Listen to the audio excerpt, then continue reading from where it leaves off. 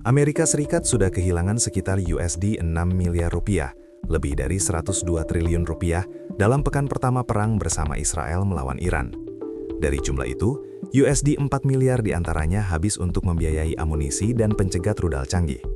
Angka kerugian itu telah dipaparkan pejabat Pentagon kepada Kongres Amerika.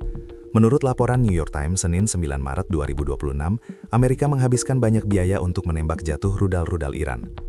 Selama diskusi di Kongres, para pejabat pertahanan senior juga mengindikasikan bahwa pendanaan lebih lanjut akan diperlukan untuk mempertahankan operasi militer dan mengisi kembali persediaan amunisi yang menipis.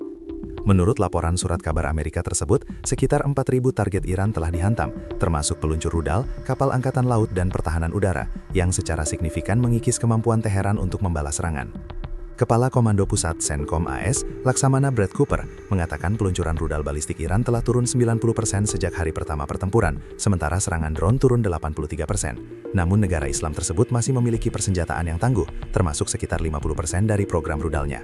Para anggota parlemen Amerika bersiap menghadapi permintaan anggaran tambahan dari pemerintah Presiden Donald Trump dalam beberapa minggu mendatang.